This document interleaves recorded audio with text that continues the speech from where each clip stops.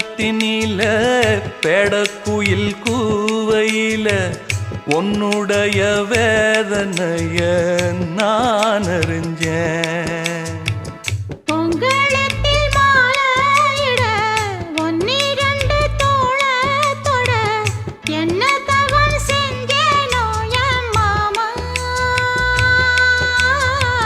வண்ணக்கிளி கையத்தொட சின்ன சின்ன கோலமிட உள்ள மட்டும் வழியே நானே உள்ள மட்டும் வழியே நானே.